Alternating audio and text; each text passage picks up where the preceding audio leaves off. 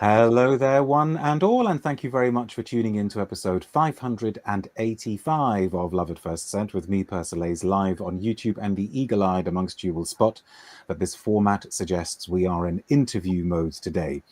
And we have got real friends and supporters of the channel here today, but they're not in the same studio, which is interesting. Tongues are going to be wagging. Why are they not in the same studio? Perhaps we should ask them in a minute. Anyway, the folks I've got for you today, regular viewers will know exactly who they are. It's Remi and Valerie Pulverail of Les Indemodables, one of our favorite brands here on this channel.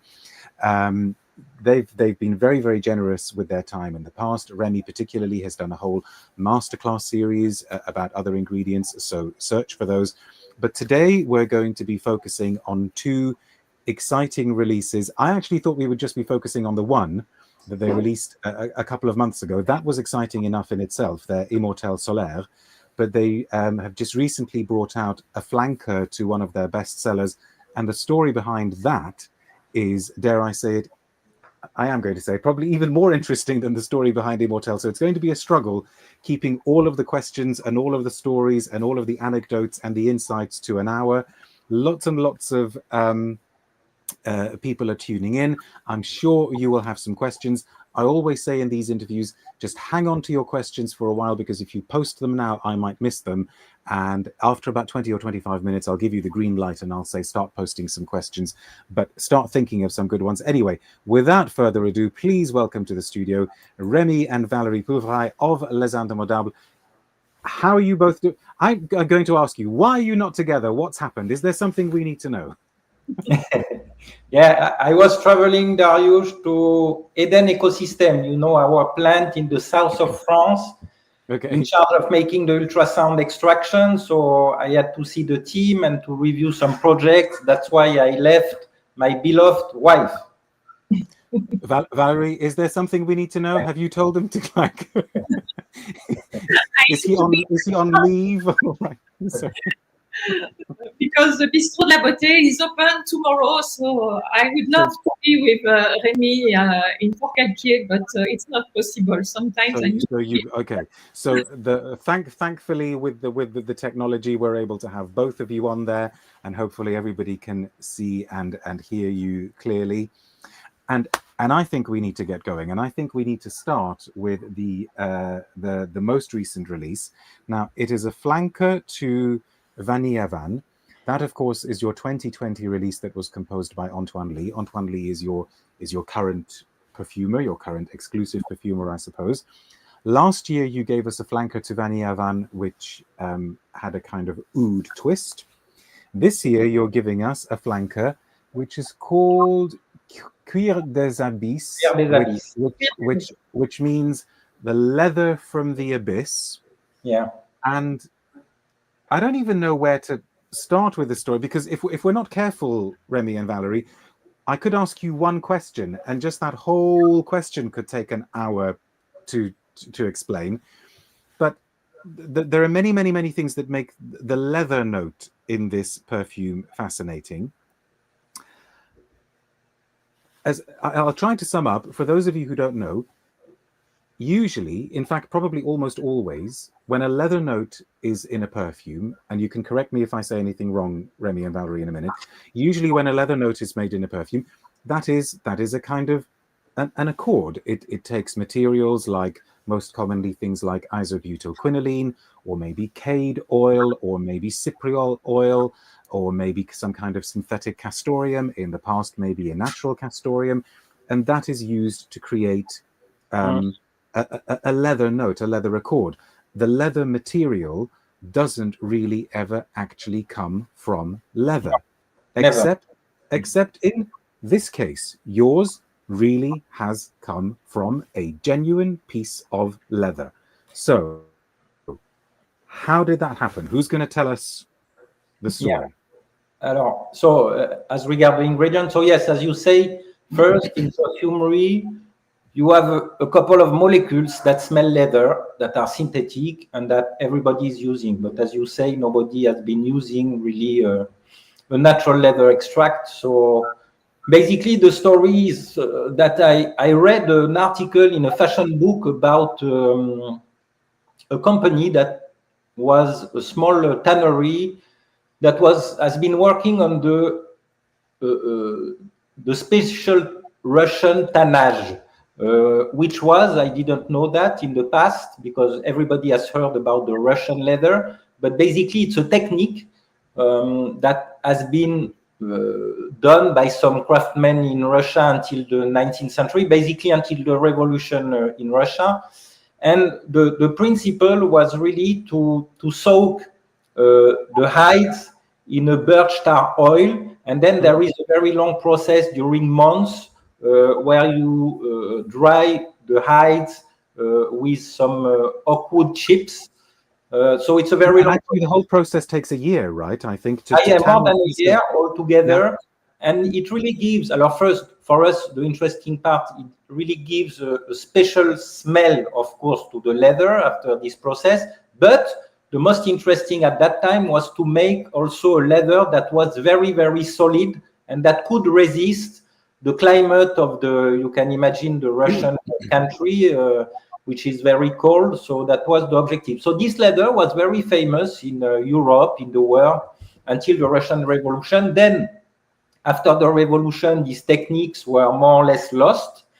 And see, I think, sorry to interrupt, but I think that's one thing that I hadn't appreciated as well. I hadn't realized that in basically the whole of the 20th century, nobody was making Russian leather. No, at least not the real recipe and the real technique. It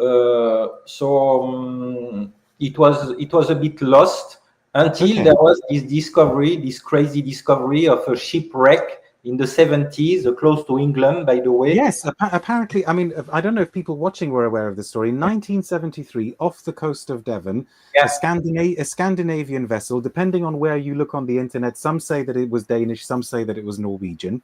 And they found on this ship some perfectly preserved pieces of actual leather, which was hundreds of years old. Yeah.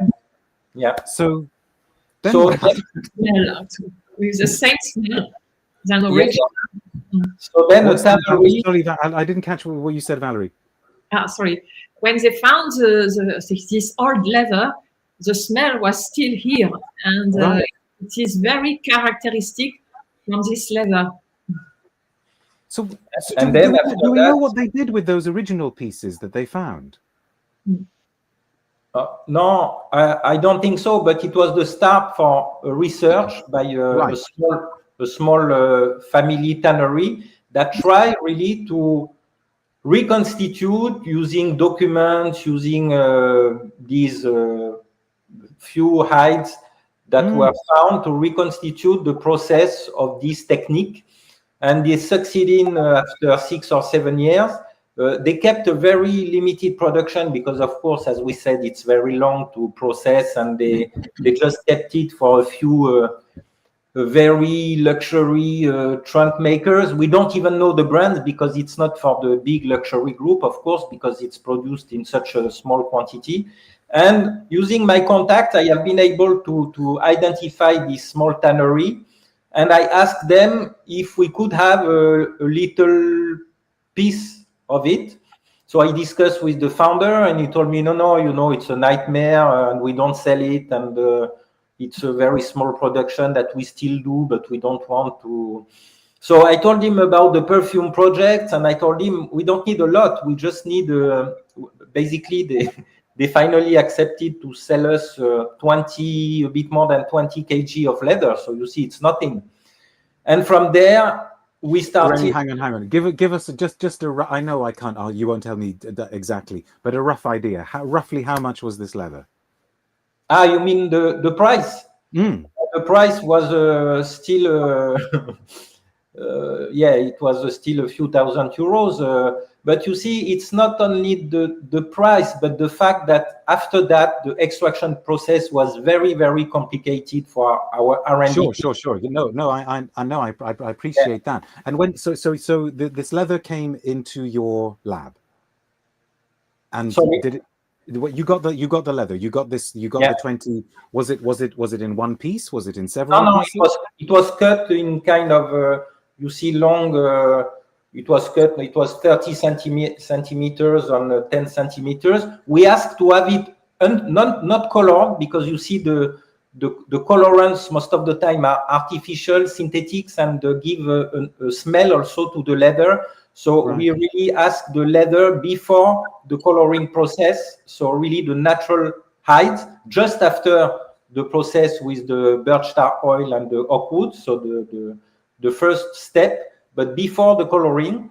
And we got this kind of crude leather pieces. Leather. And Valerie, I know one of the last times we spoke, you told us that when Remi was working on the oud version of Vanille Havane, he kind of surprised you with it. Mm-hmm. Were you aware of all of this leather coming, or at this point you didn't know anything about it, or did you know that he bought? I was.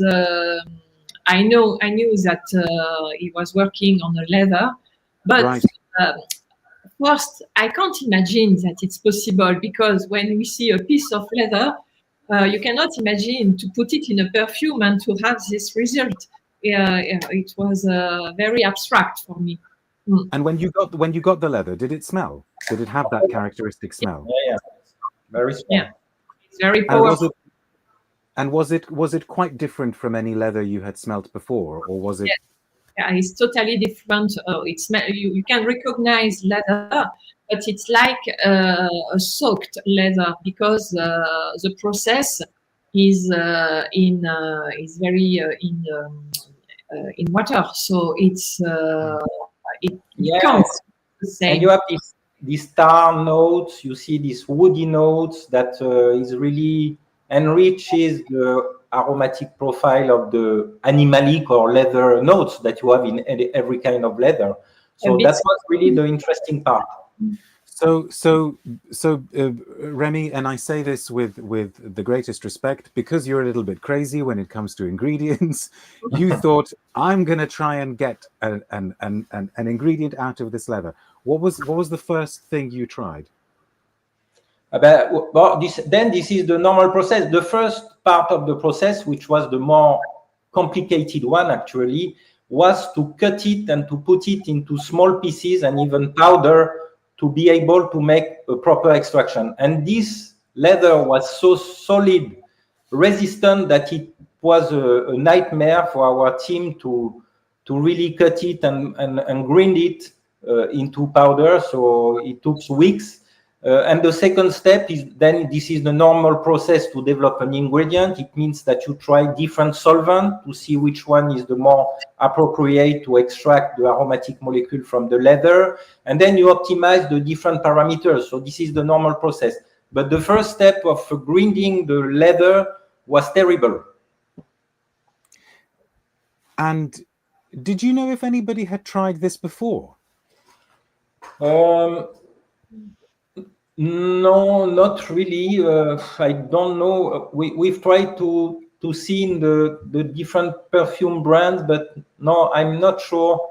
Maybe I missed something, but I mean, I've not seen, even in the history, because you see the Cuir des Abysses from Chanel is not, of course, from natural leather, but no, it was not something that we've seen in the past. And while you were doing all of this, Remi, did you and Valerie, and I would imagine the people in your lab, and maybe Antoine Lie as well, did you also start having discussions about whether this was an animal ingredient? Because as you will know, you work in retail, you work in production, there will be a lot of people out there who will have a problem with the fact that, in a way, this is a material that has actually come from an animal. I mean, did you talk about that? What were your concerns around that? Yeah, not really, because you see, this is a byproduct from the meat. You see, so I mean the skin. So first the animals, the beef, because it's leather coming from the not the meat, but the beef. It's for the meat. So of course the people who don't eat meat can find it a bit unacceptable, but basically the skin is just a byproduct. So for us it was not a problem, because whatever you do, the animals are killed to sell the meat. Yeah, but obviously, for example, this is one perfume that you definitely would not be able to say is vegan, for instance. It's Of course. Yeah. Of course. No. Yes. No, because it's an interesting one, that isn't it? Whereas there could be lots of other leather perfumes out there that have never had anything to do with an animal, whereas this literally has come from at some point from an animal. Yeah. Okay, like ambre gris that we use, you see, it's also coming from. No, absolutely. So you didn't quite manage to get your material until you decided to use your clever ultrasound technique. Yes, exactly. So Antoine, for all the development of new ingredients, was involved in the process to optimize this leather extract, and he really wanted to do something with that because, of course, he has never been working in his life with a natural leather extract. So you can imagine, like a cook to whom you would bring a new spice or something a bit incredible. Yeah. He was very excited with that. So that's why for him. Well, he understood that it was to be a limited edition because it was so tedious to make the extract that it could not be in the usual range. But he wanted absolutely to use this ingredient. So remind us how your ultrasound technique, which you've talked about before, remind us how it works. You've got your pieces of leather. Yeah. So basically, we mix the leather with a solvent, or with a mix of solvent that we have identified as proper to extract the aromatic molecules. And the ultrasound really comes as an optimizer to really improve the extraction. So this is waves, the ultrasound, this is waves. Yeah. And these waves are making what we call the phenomenon of cavitation, which basically these waves will explode the aromatic molecules that are in the plant, leather or something else, and will help them migrate into the solvent in a more efficient way than if you do it without ultrasound. So just using the solvent to capture the aromatic molecules. So really the ultrasound is a kind of optimizes the extraction process. And so it is literally like you are extracting this stuff out of the leather, which means that the leather that is left behind has given up its smell and can no longer be used. Exactly. That's finished. Exactly. So also the interest of the ultrasound technique, Darius, this is the fact that we extract at a very low temperature and much faster than a normal extraction, because you see the two enemies of an extraction. This is the heat. For instance, when you make a simple distillation, you go to 100 degrees and it can destroy some aromatic molecules that are sensible to the heat. So you see we extract between 20 and maximum 40 degrees, so at a very low temperature and very fast. So it also preserves the aromatic molecules which are sensitive to heat. And then once the ultrasound have been applied, you evaporate the solvent because you don't need it anymore. And you will recover a kind of paste, you see, of dark paste, which is really the concentrate of the aromatic molecules. So, Valerie, can you remember the first time you smelt this stuff, this new stuff? Oh yes, of course, because each time when I see this small kind of bottle, it means that I've got one there. So it's a good news. And the first time I tried it, I was very surprised because, as I was saying to you, you can imagine when you see the raw material. After it's difficult for us to imagine the final perfume. So, and we have we can remember Vanille Havane, Cuir des Abysses, and we don't want to have the same kind of perfume. So we wanted to be different, to keep the personality of Vanille Havane, that is very important for us, and we need to recognize the leather. So, and so it was, Yeah. So you got this substance, presumably Yes. not that much. I mean, roughly what was the yield? How much, for example, how much did you get out of a kilo of leather? The yield was not that bad. We got around 3%, which is not bad at all. And it has been used, you see, at 8% in the formula, which is a very high percentage because you see, basically, this leather extract is really a top note.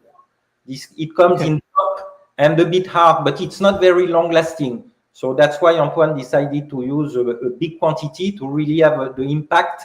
And he decided also to revisit Vanille Havane because it was not an obligation. It was we asked. Well, that was going to be one of my questions. You know, why go to an existing perfume? Why not just make a brand new but limited edition perfume? We asked Antoine because he's the perfumer how he would see this ingredient. So we told him, would you see it with Vanille Havane or would you see another olfactive structure? So he was interested to again revisit Vanille Havane with this leather because, as Valerie was saying, Vanille Havane already has a little touch of leather. So he really wanted to emphasize and to enhance a lot this leather facet, but with this incredible ingredient. So it was his choice first. And Valerie, you were saying something before we started the broadcast that you sometimes feel that the formula of Vanille Havane has space in it, has room in it for something else. Yes. For me, Vanille Havane is perfect to add that kind of ingredient because it gives some structure, it gives something totally different. It brings something very useful to the formula. And that's very interesting for me. So the other question that I suppose you must have asked at some point, because, you know, having spoken to you a few times, Remi, I know how excited you get about new materials. I know how important research and development is to you. But at some point, did you and your lab and Antoine also say, okay, this stuff is interesting, but actually we can just kind of make it synthetically. We could make an accord which is kind of the same. Or was there something that was really, really specific and really unique about this? No, you see, when you smell the synthetic molecules that everybody is using, and Antoine is using it every day, that smells leather, the olfactive profile of this extract is 200 times more faceted, complex than the synthetic molecules. You see, you cannot compare it. It's impossible to compare. The extract, when you smell it, it's already almost a perfume in itself. I should have sent you the synthetic molecules, Suderal or IBQ, which are the classical one that people use. When you smell, I mean, I have some of them. I've got things like So but, you see, when you got the substance, sorry, carry on. Yeah.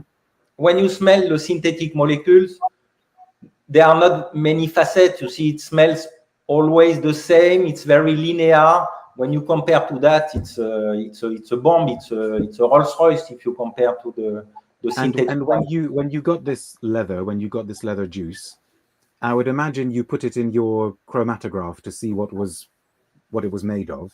It's made of like many natural extract, more than 200 different chemical molecules. So you have some woody.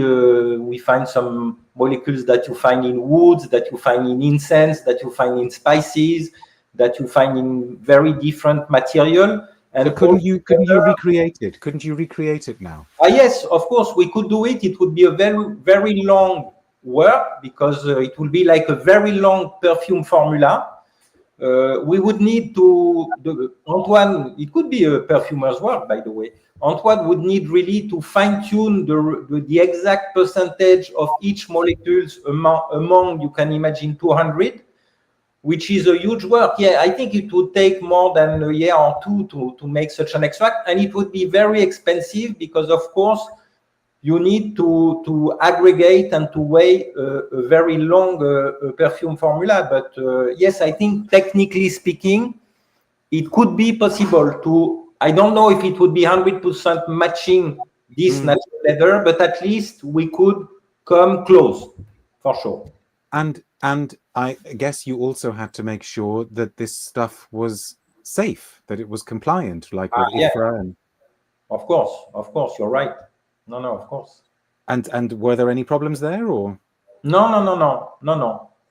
There is no problem in terms of IFRA. So were you just lucky that, that it was okay? No, because you see, more or less, these are molecules that are already known. So you see, there is nothing.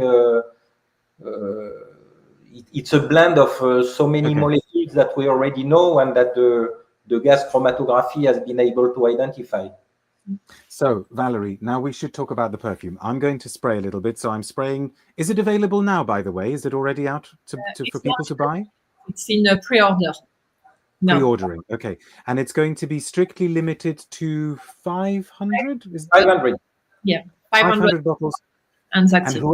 Whoever buys it also gets the little little sample of the actual material. Time, but put a piece of the extract. Okay, so tell me what I'm smelling here. So, because I think from the very beginning you can recognize it as Vanille Havane, right? Of course, you can smell the rum, as you know, also the effect. But after, the more you wait, and you will discover the soaked effect, woody notes. The tar, you see a bit. It's aromatic. It's green as well as the leather. Huh? It's but you really, for me, you have much less the fruity notes probably of the original Vanille Havane. And you really get this luxury leathery facet that comes out, with the greenness, with the animalic facet, the woody facet, and for me, I don't know if you would agree with this, but to me, it feels as though it makes the perfume more vertical, as though it has kind of like more of a top, and definitely more vertical and more freshness probably than the original one. It's more impact. Still ambery, but it's like you have rhythm in the formula. And Valerie, when Antoine was working on it, did you and he always agree in the direction you wanted to take, or did he kind of want to push it one way and you said no, we need to? I don't know, how was that process? We always agree because the formula, I think we didn't need a lot of trials. For example, you didn't. Okay, interesting. So comparing to Immortel Solaire, for example, but when we one day we need to stop the trials, and we have two bottles, and we had to choose. We have one. I think I have it here. The first one was lighter, and I told to Remi, I think that Vanille Havane is a very strong, has a very powerful trail, and we need to keep that in this formula. So the Cuir Des Abysses is a very long-lasting trail, and we choose the more powerful formula. Yeah, and we have pushed also Antoine to really increase this leather facet and push it maybe a bit more than what he started to do from the beginning. So yeah, we really wanted to have this kind of leather accord strong and present. So push the leather note. We wanted to push. Okay. So it doesn't sound as though the rebalancing in this case was too complicated. Is that right? Yeah, this is correct, Darius. It was not that long in terms of development once the extract was developed. And are you really not tempted to go back to those leather people and buy another 20 kilos of leather? I mean, why couldn't you just buy some more leather? No. Why not? Why not? But first, because they will not sell it, because it was one go and that's it. And second, because as I told you, the extraction process was too It cost, you see, it cost, our team has spent 3 months only on the extraction process, 3% because of all the very tedious parts. It was very complicated, so we really will not reproduce it because it's it's very complicated. But now that you have seen that your ultrasound technique produces this very, very interesting leather material, wouldn't you think about using it, for example, on a leather which is still quite special but is not so difficult to get? Yes, maybe it would be possible to try with another leather, as you say. Yes, probably this would be more feasible in terms of process and of time. But of course, you would not have this very characteristic and incredible facet that you have in this tanning technique from the Russian time, you see. But yes, you're right. A normal leather could be probably more easy to extract. Ah, fascinating. Okay, I knew this would happen. We've already been talking for more than half an hour. So at this point, I need to say that you are watching Love at First Scent here on YouTube with me, Persolaise, and we're doing a live interview with Remi and Valerie Pulverail of Les Indemodables. And we've just been talking about their latest flanker to Vanille Havane, which is called Cuir Des Abysses, the leather from the abyss, because of a reference to the leather that was found in a shipwreck off the coast of Devon in 1973. Quite a few questions have been coming, but I also really want to spend at least a few minutes talking about a release that we got from you a couple of months ago, just selfishly because I think it's one of my favorite things from your brand. It's your Immortel Solaire, also of course done by Antoine Lie.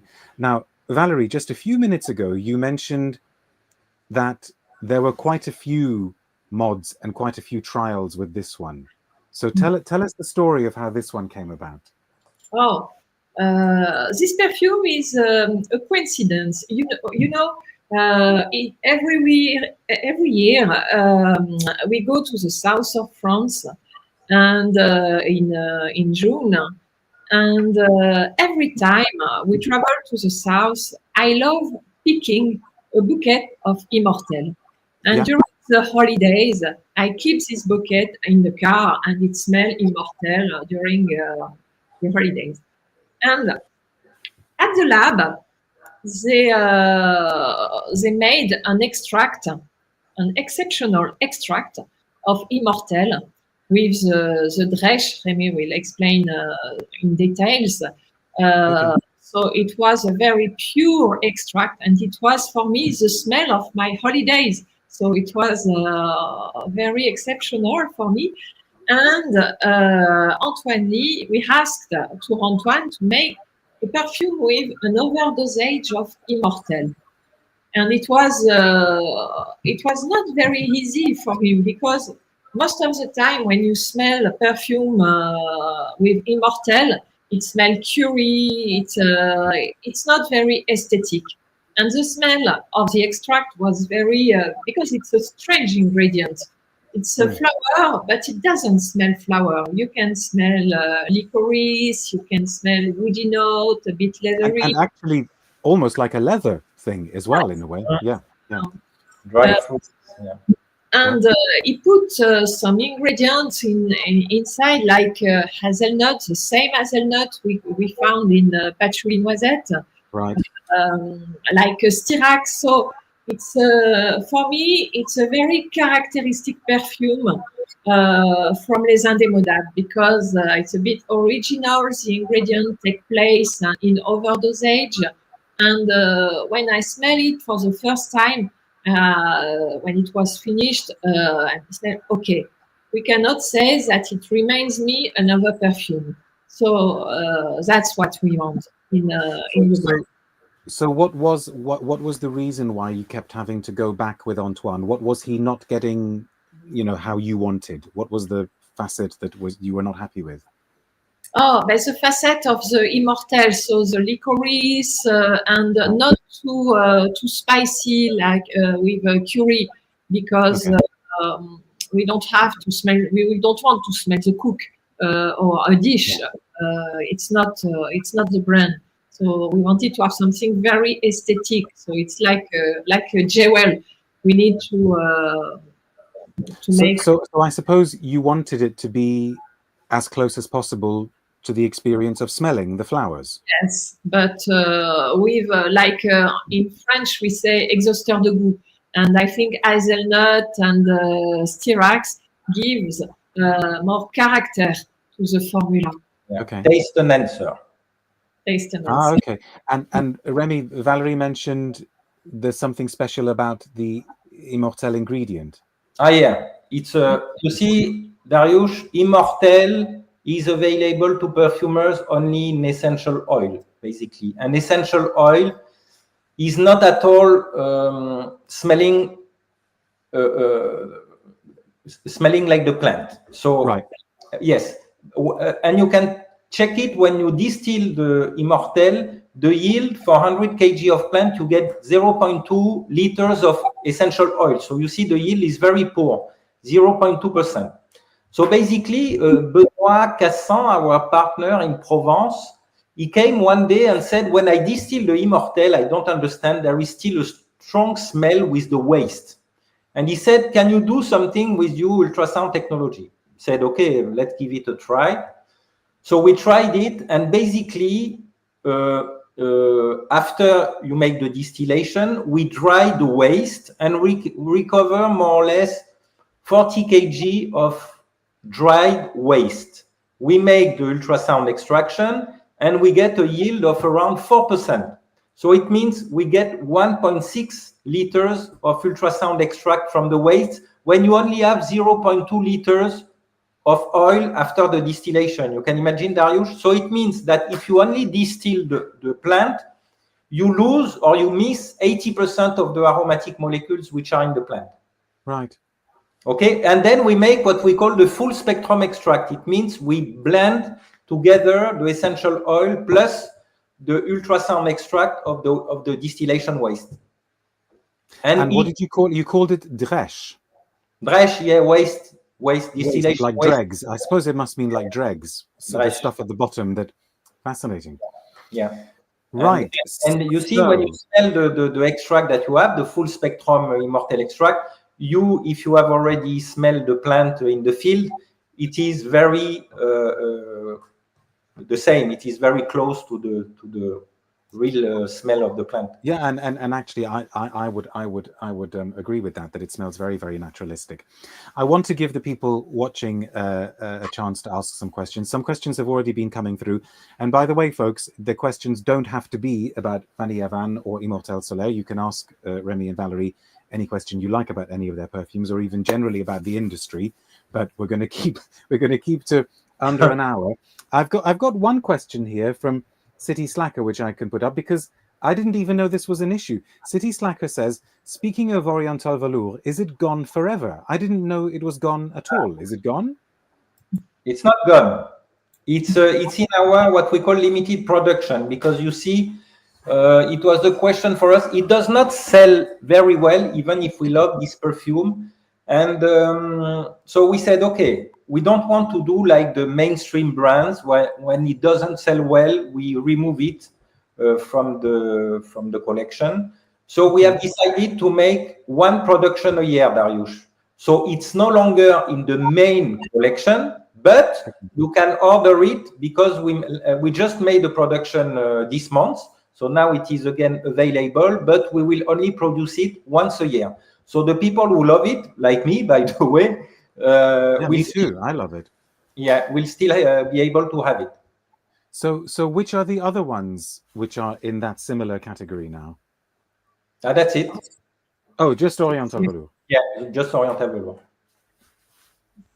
What did you want to say, Valerie? Sorry. No, I was agreeing. Okay.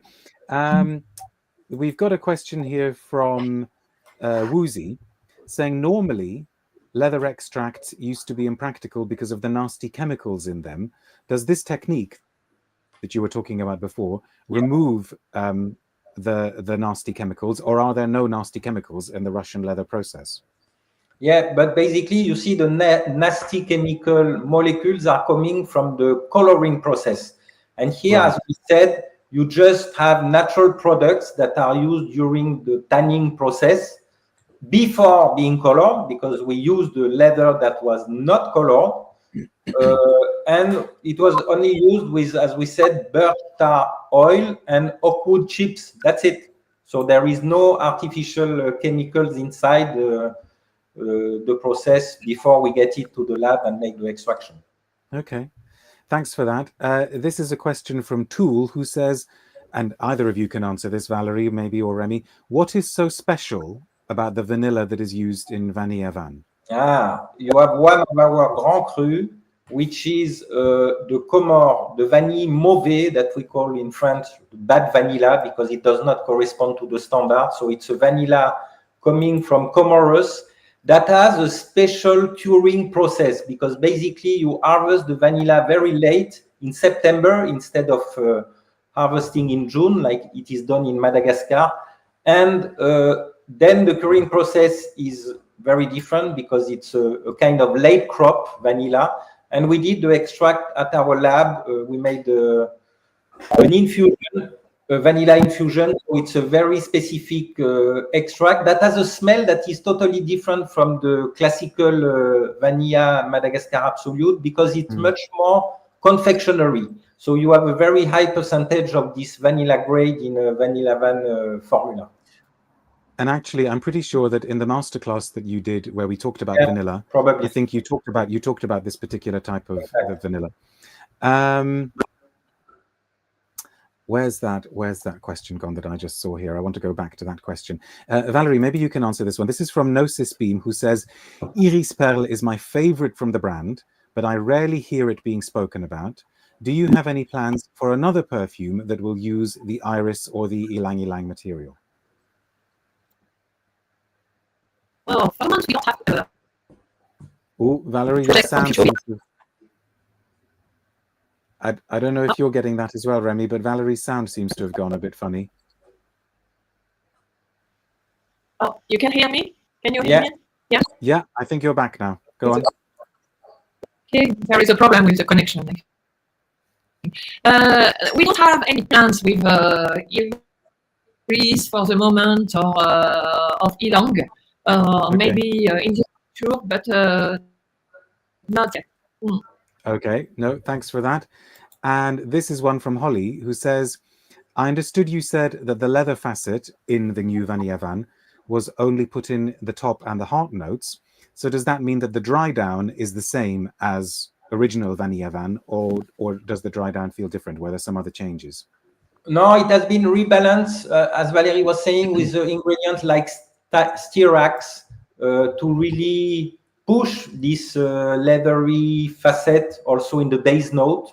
So Antoine has a bit rebalanced the formula to really keep the leather facets all along the dry down of the perfume. Not with this leather extract, because it's not very long lasting, but with other ingredients to really keep the leather facet during all the evaporation process. Okay. And then Dushan says, are we going to see a Les Indemodables leather chypre in the style of the 1980s leather chypre? Valerie, I think you need to answer that one. What do you think? No, because it's a contemporary brand. So it's difficult to... Valerie, maybe if I ask Remy a question, maybe what you could do is try coming out of the room and then go back in, because your sound keeps coming and going, and it isn't quite right. This is an interesting one from Tool, who says, have you used a honey extract in Ombre Suprême? That's a good question. There is a kind of honey accord which is quite sweet, but actually honey extract, I don't remember that, frankly speaking. But for sure, you have this facet in Ombre Suprême, I agree, which is quite sweet and honey-like. But I'm not sure if it's a natural honey extract that gives this feeling. Okay. Thank you for that question, and thank you as well to Mark for this question. A very practical one: are you at Les Indemodables going to do smaller 10 ml sizes? Alors we have already the 12.5 milliliters roll-on, Okay. which are in extrait absolu 40% dosage. So there is Vanille Havane, Rose de Jamal, and Orangé Sirocco. So for the time being, that's it. But we are thinking about it in the future. But for the time being, that's it. Valerie, in the shop and when you're selling the perfumes, do you find a lot of people are asking for smaller sizes? No, not really. We don't want, because okay. I think I got you saying not really. The connection still seems to be a little bit funny. What I might do as well is I'll try taking you out and bringing you back in. See if that does anything. See if that does anything. Try saying something now, Valerie. Connecte-toi, Valérie. Okay. Can you hear me? Reconnecte-toi. It's not quite right, but we'll keep going. We'll keep going. More Violette. Let's ask Remi this. Says, I'm curious to know, what are your personal favorites from the line? Are you especially proud of a particular fragrance apart from this new flanker? Remi, I'll let you go first. Myself, I'm very fond of Immortel Solaire, the last one, and for sure, and Rose de Jamal, because it takes me back to my childhood in Morocco. So Rose de Jamal and Orangé Sirocco also are a bit in my heart, but it's very personal. Well, but it's a personal question. Valerie, let's try you again. Do you have a personal favorite from the brand? Can you choose one of your children? Oh, it's difficult to choose.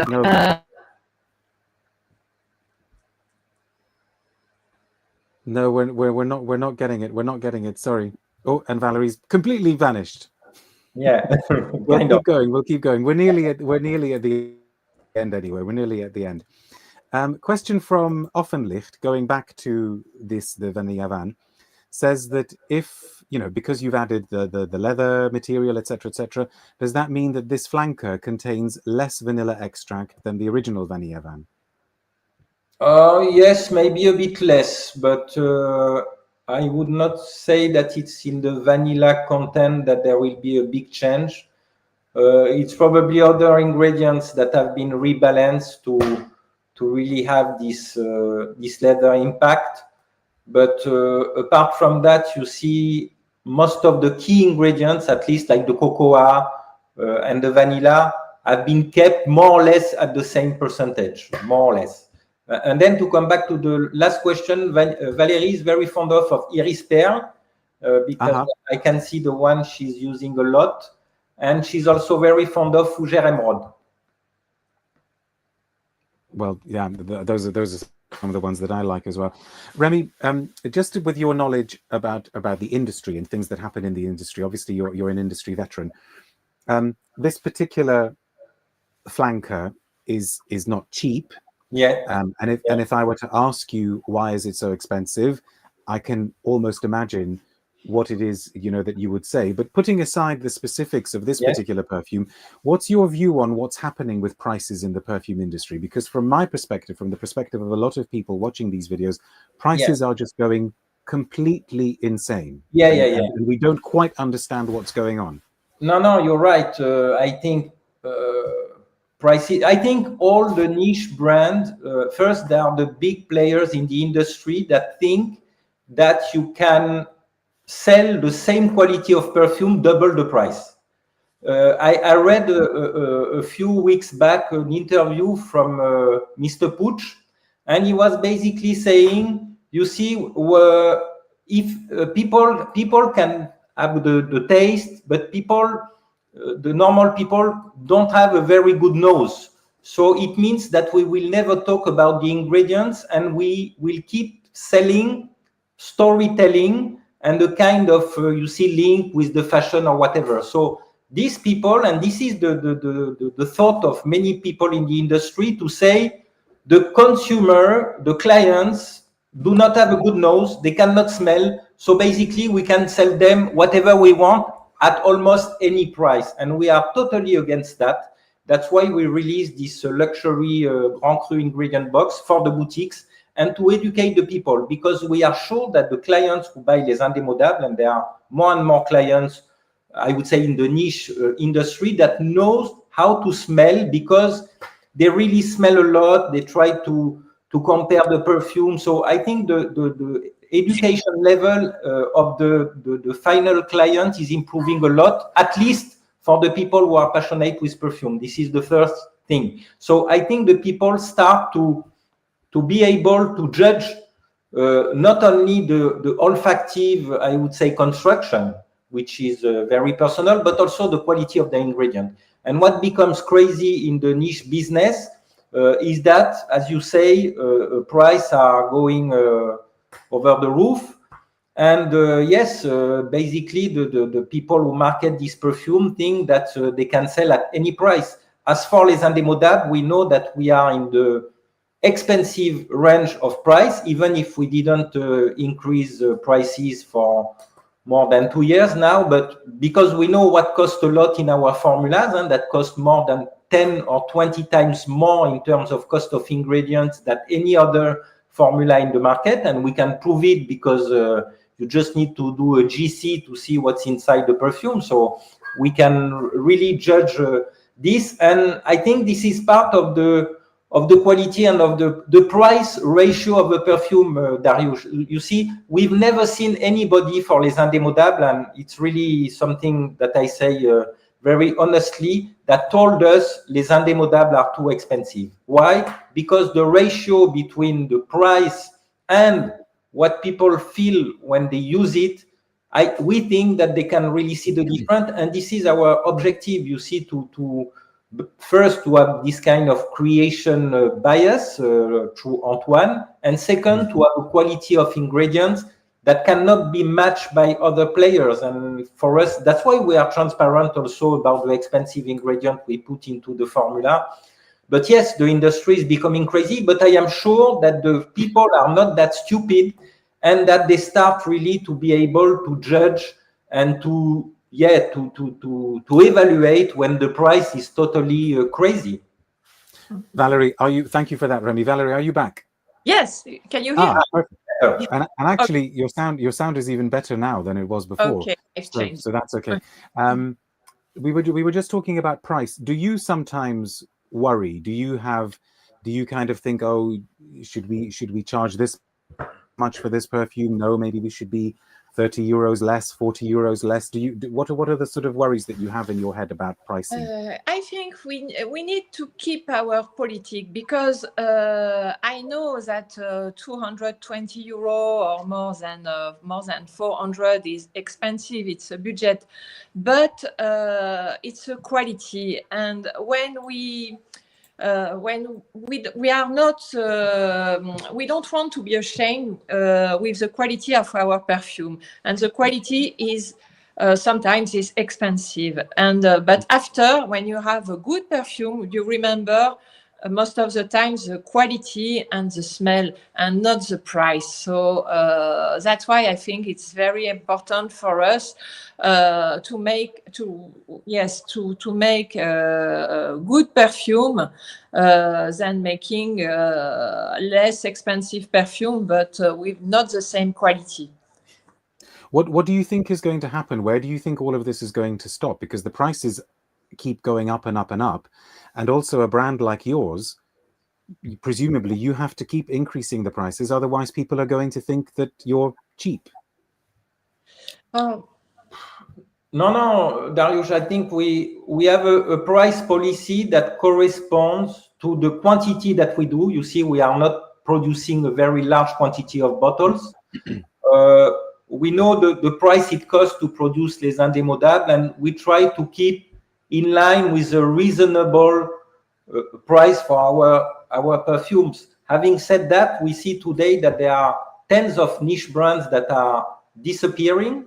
And it's the test of time will be the judge for our brand and for the other brands. And we are very confident in that. And as Valerie was saying, we are not ashamed of our price policy.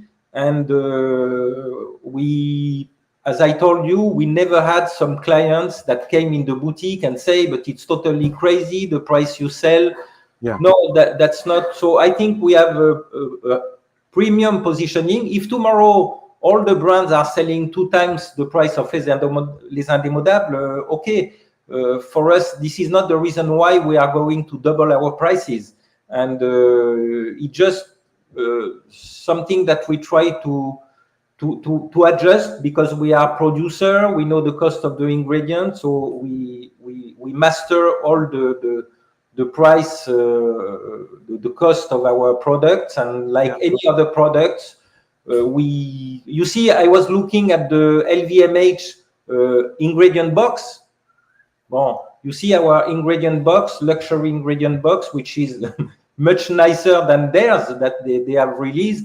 They price it 5,000 euros, Dariush, 5,000 euros, and they don't have any exceptional ingredient. Our box, the price, the official price for well, now it's out of stock, but we are going to reproduce a little bit.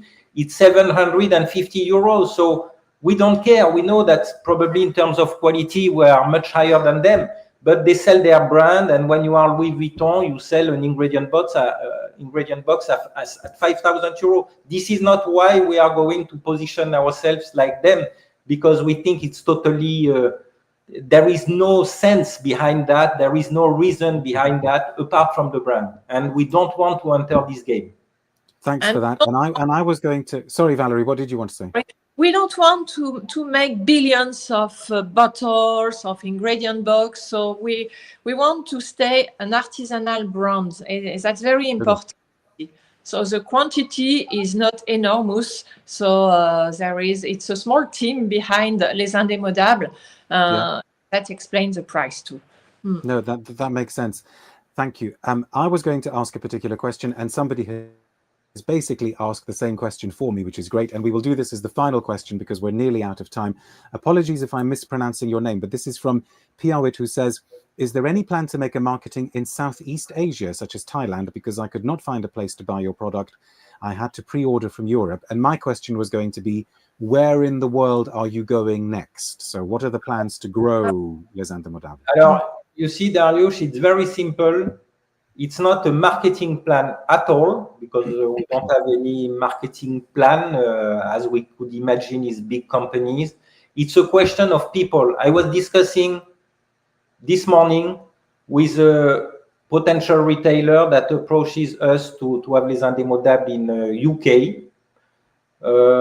And I told them the first investment we do is in people. So it's a question of who we meet and if there is a good fit to have Les Indemodables. So it could be in any country. Having said that, Asia is, we are today in Taiwan. We just entered in Australia through a very niche and very nice retailer. So it depends on the opportunity, but first of all, it's a question of person, of expertise, and of passion. This is the partners we are looking for. And until we meet the right person, we don't go on the market, even if there is a potential for Les Indemodables in every country in the world. So today, we are not in some country because we didn't find the right partner to have our values and to have our principle and the way we want Les Indemodables to be distributed. Valerie, is there one particular country that you would really, really like to go into? No, for me, the most important, as Remi was saying, is the human. Is to meet some people who love the brand, and when we are in the same vibes, it's important. So that's the most important. After, it can come from anywhere. The most important is human. That's great. Once again, thank you so much for giving up your time and telling us these, really, really remarkable stories. Thank you to everybody for watching. Thanks for all the questions. Thanks for all of the comments. And I know that even if people have left comments on the recording, Remi, I've noticed that you've sometimes gone back and actually answered people's questions and comments, which is very, very good of you. So maybe if you're watching the recording and you leave a comment, Remi will come back and answer it. Thanks very much. Stay tuned to social media, please, for details of new videos coming your way. But until next time, be good. And thanks again to Remi and Valerie, and hopefully see you soon. All the best. Bye. Thanks to everybody. Thank you, Darius.